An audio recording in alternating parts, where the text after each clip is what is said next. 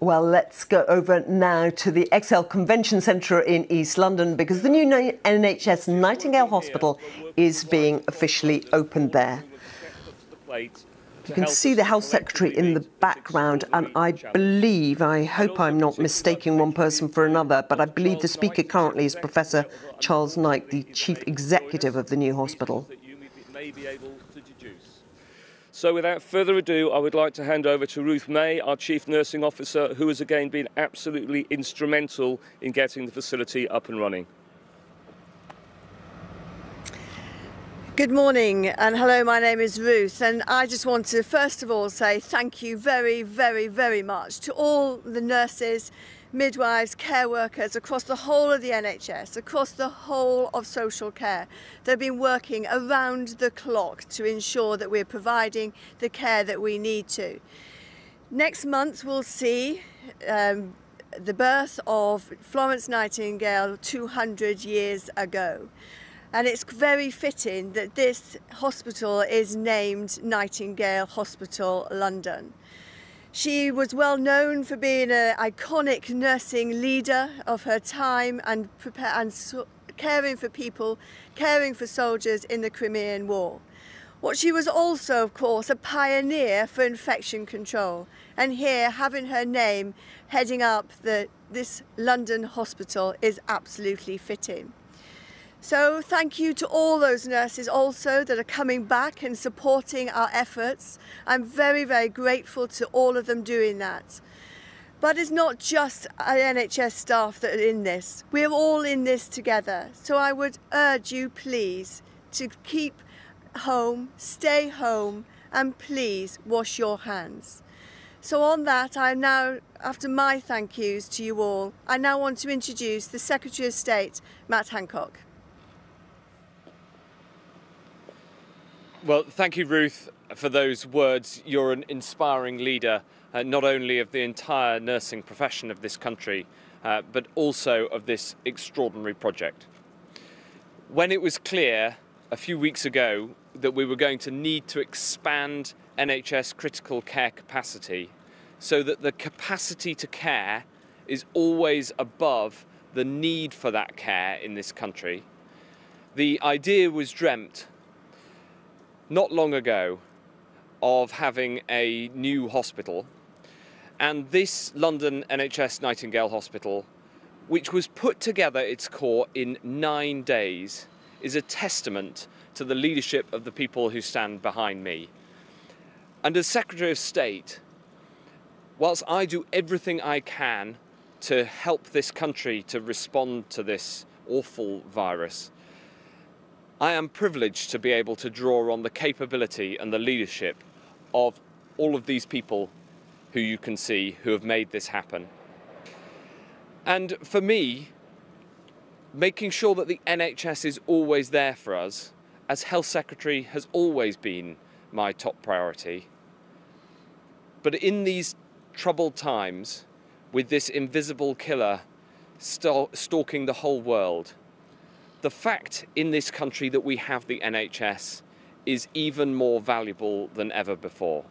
And I think that the project, in close collaboration with the Army, who've been brilliant, with the private industry, who have stepped up to the plate, with the many generous offers of support and donations, making sure that we have this hospital with up to 4,000 beds, the equivalent of 10 district general hospitals, making sure we have this hospital available is a testament to the work and the brilliance of many people. It is the best of efforts. It is the best of the NHS, and it is the best of Britain to come together in these difficult circumstances to put together such a facility at such base that will be there for people so that we can give the very best care, and so that together as a nation we can come through this crisis in the best way we possibly can. And it gives me enormous pleasure and a deep gratitude to be able to hand over to His Royal Highness the Prince of Wales, formally to join us by video link, and we've all learnt a lot about video links, sir, to join us by video link formally to open this new hospital. Secretary of State, ladies and gentlemen, if I may say so, I was enormously touched to have been asked to open the Nightingale Hospital as part of a mass mobilization to withstand the coronavirus crisis.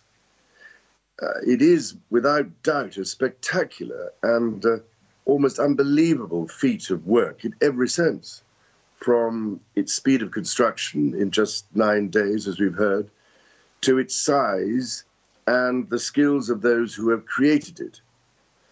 An example, if ever one was needed, of how the impossible could be made possible and how we can achieve the unthinkable through human will and ingenuity. The creation of this hospital is, above all, the result of an extraordinary collaboration and partnership between NHS managers, the military, and all those involved to create a centre on a scale that has never been seen before in the United Kingdom. To convert one of the largest national conference centres into a field hospital, starting with 500 beds and with a potential of 4,000, is quite frankly incredible.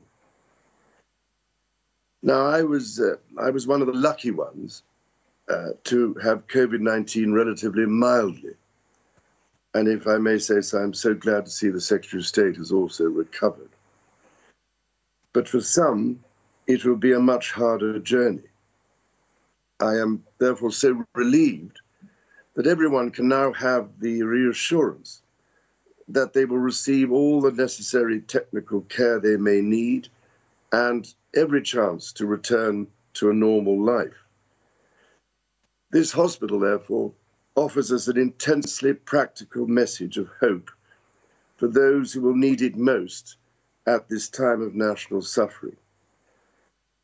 Let us also pray, ladies and gentlemen, that it will be required for as short a time and for as few people as possible.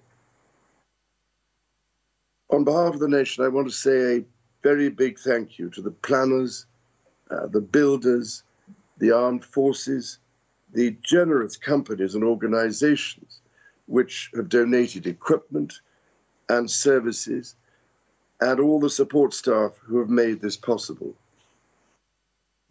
Also, we owe an immense debt of gratitude to the doctors, the nurses, the technicians, the staff currently working in the health service and those coming out of retirement, and the voluntary workers who will be working within it. And I can only offer my special thoughts and prayers to all those who will receive care within it. And let us hope, ladies and gentlemen, that it will not be too long before this terrible disease has left our land. Now, I need hardly say that the name of this hospital could not have been more aptly chosen. Florence Nightingale, the Lady with the Lamp, brought hope and healing to thousands in their darkest hour. In this dark time, this place will be a shining light. It is symbolic of the selfless care and devoted service taking place in innumerable settings with countless individuals throughout the United Kingdom. Ladies and gentlemen, as the wonders of modern technology can only do so much, and I can't quite reach, perhaps I could invite Nightingale's head of nursing, Natalie Gray, on my behalf to unveil the plaque to declare NHS Nightingale Hospital open.